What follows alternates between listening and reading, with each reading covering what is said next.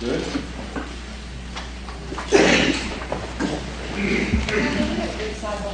Yes,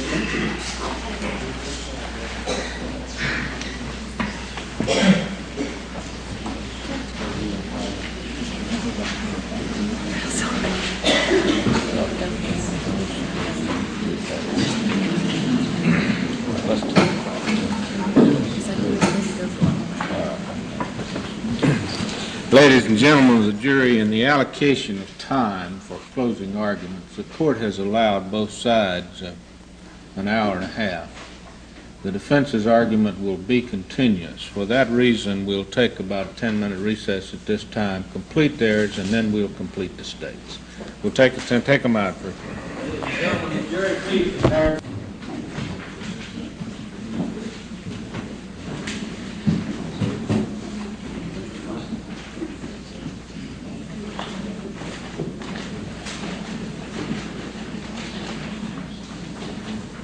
Court will be in recess 10 minutes. Please remain seated till the judge is out of the courtroom. Court will be in recess for 10 minutes.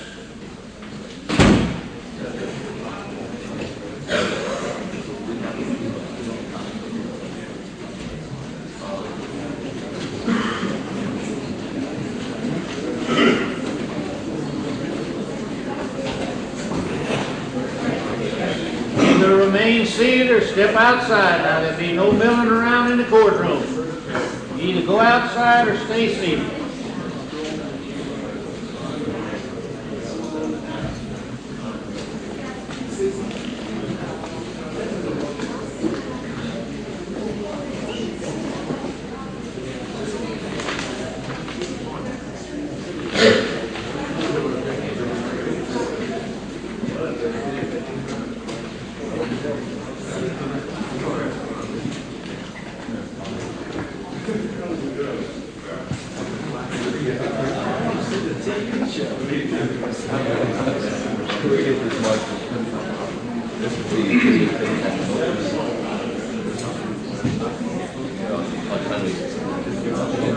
Please remain seated or go out in the hall. It's milling around.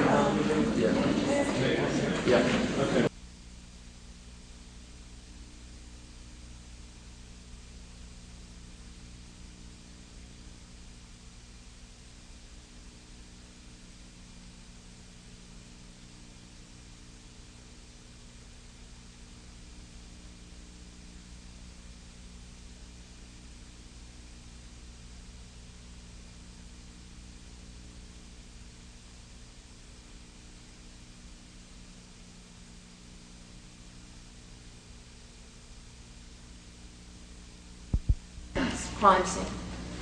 Second day, they showed you multiple photographs of the beds of the victims and the blood that was found on the bed sheets. On the third day, they introduced piles of bed sheets and pillows and nightclothes and pillowcases.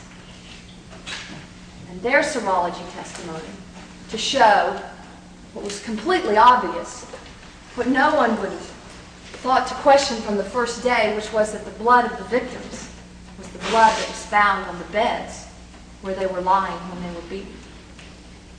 Would suggest to you that the only reason that the state presented all of this cumulative and horrible evidence of the blood at the crime scene and all of these tangible items of evidence was to prejudice you and to cloud your emotions to your assessment of the scant evidence concerning Mr. Bundy that would follow. Consider what it was that the police forgot to do, what they overlooked. There was testimony concerning a Clairol bottle found in Lisa Levy's room, which seemed to appear to be a valuable piece of evidence. Somebody said it had some hair elements on it, had some blood on it. It might have been used as an object by the perpetrator of these crimes, and any fingerprint evidence on this item was also lost. It was kicked around on the floor for 5 days. It was not collected, and it was not properly preserved. They show you a picture of a woodpile out back. They take no cast prints from around the woodpile. They gave you no photographs of the foyer. only a description from one of the witnesses that this was a bright wallpaper. I ask you to look at the pictures that we've introduced into evidence, and you'll see that's not bright wallpaper. That is dull and dim, dark blue. A very dark room. Also, consider the evidence of the pantyhose mass from Dunwoody that was spread on a floor, that was later swept, and you saw Ms. Lasko bring in all of those piles of hairs that were swept from the floor.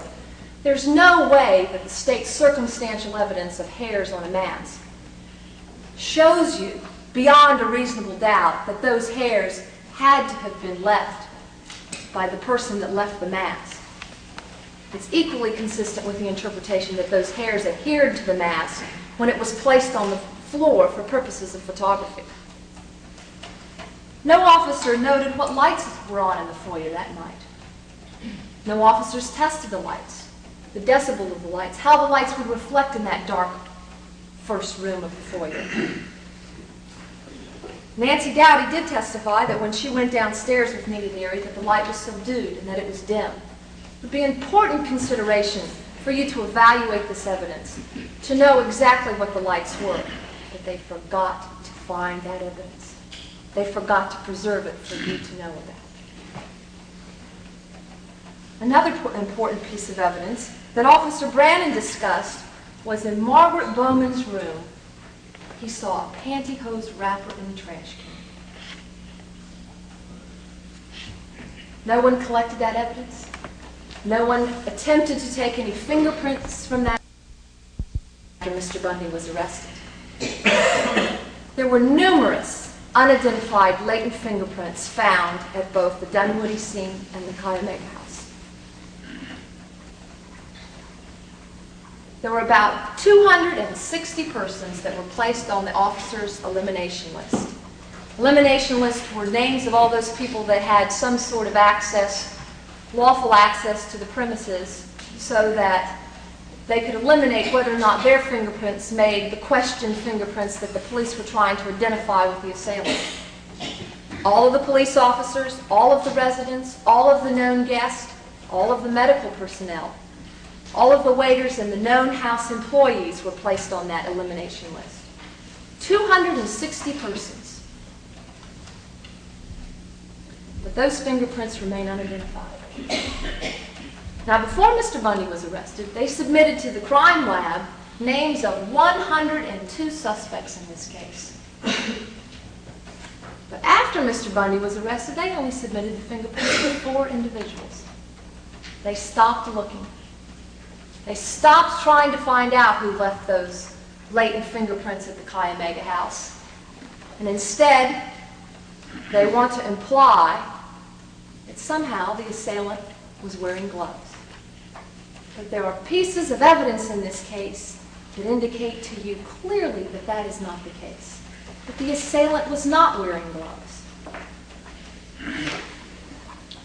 First of all, the evidence technicians testified that they found no glove smears or fabric prints at the scene. Also, one of the very first people in Margaret Bowman's room found a bloody fingerprint on the edge of the door. Margaret Bowman didn't make that fingerprint. She didn't get up out of that bed after she was hit.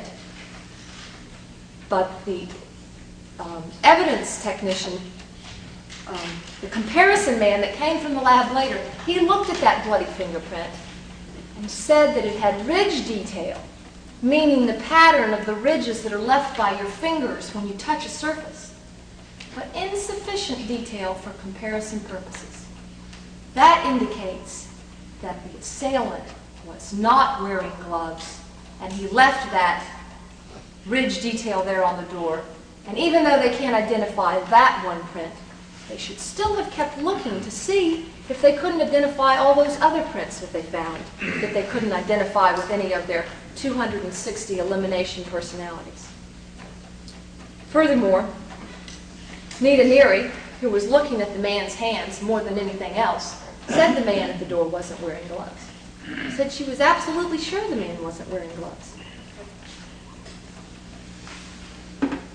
And yet, there are places where the assailant would have had to pass through where there are numerous fingerprints that remain unidentified. Room 8, Karen Chandler and Kathy Kleiner's room, there were 11 points around the door jamb that were unidentified. There was one print in Margaret Bowman's room, and there were 2 prints at what they think, or what they want to call the point of entry, that remain unidentified.